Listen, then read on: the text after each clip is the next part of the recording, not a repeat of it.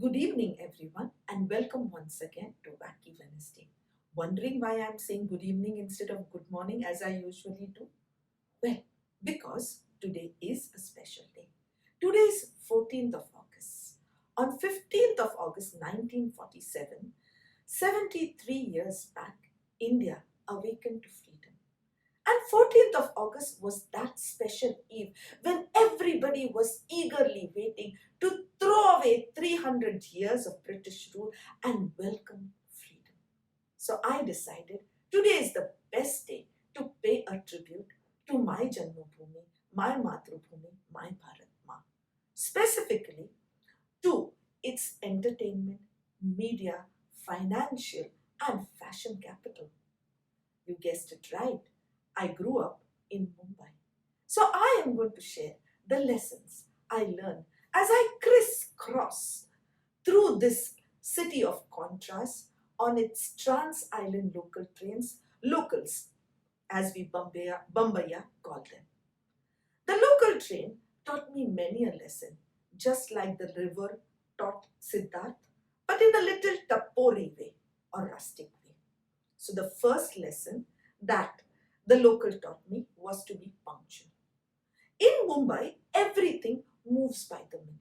So if you miss your 7:22 Churchgate fast, well, you miss your friends. You miss the singing that you were going to do with your friends. You miss the Antakshari. You miss the game that was left unfinished. You miss the Bindiwali or Tikliwali who was going to get you that special tikli for the weekend. You reach and miss that connecting bus, so you reach your place of work or school or office late. So everything is to the minute. So you dash up the ladder as you climb up the bridge and you run and wade through the ocean of humans to land exactly in front of your dabba or your compartment. And then you use precision and strategy as you woo or eye that special seat in that special compartment as the train comes in.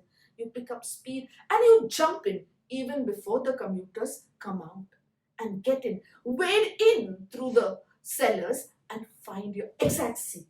Ha! I've got my prize seat. Once having got your prize seat, what do? Well, you give it away. Mumbai effortlessly teaches you sharing is caring. So, four-seater becomes a six-seater, a seven-seater, and sometimes even an eight-seater when people sit on each other's lap. So, we learn instinctively that if there is place in our heart, you can make space anywhere, even in that jam-packed little compartment. And mind you, there are no placards, no signs, nothing that tells you to do this. You just learn it as you get along the way. The trains also taught me that sometimes you may reach late in spite of all your efforts. Then what do? Sit there and cry for a lost opportunity? No, you just pick up speed and run after the train and then take a leap of faith as long as you are able to hold on to a bar or reach a toe inside the compartment. Call it God, call it destiny. Some strong, benevolent hands will come and pull you in the compartment. But a word of caution here. This stunt is only for Sadak Chap seasoned Mumbaikars. Don't try unless you've been seasoned. Well, Mumbai teaches you faith.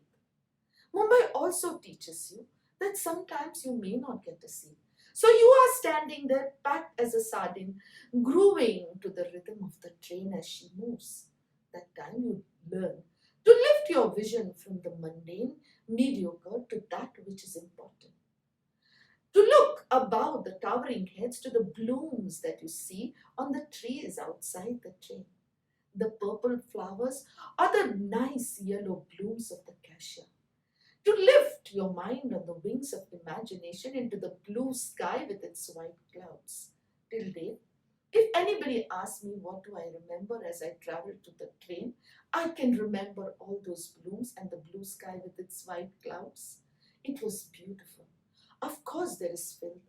Of course there is grime around. After all, the world's largest slum is here. And at that's okay. That too is humanity, and you learn to take it in your stride. Yes, Mumbai taught me to go beyond the exteriors.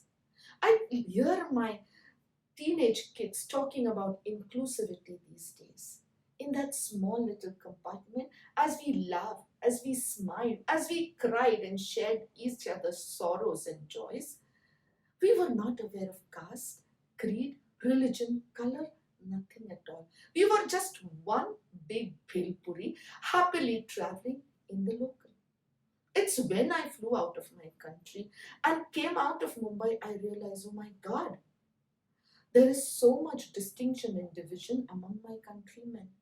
Back in Mumbai, I wasn't aware of it. I was aware of my cutting chai and, of course, my vada pav. That's what was joy.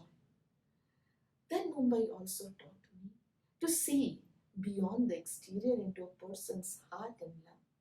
When I traveled alone on those lonely compartments at night, coming home from my clinics, the prostitutes and the trans women or eunuchs, chakkas as we call them in Mumbai, protected me from the prying eyes of horny men. I realize that it's not your exterior that defines you. It's much more than that. You are who you are in your inside. Yes. On that note, I would like to thank the locals for giving me so much knowledge to make me resilient, to teach me this never give up attitude, never die attitude, which till date stands me in the stead. On that note, I would like to say Salam Bombay, Namaste Mumbai Meri Jaan, Jai Hind, Jai Bharat. Thank you.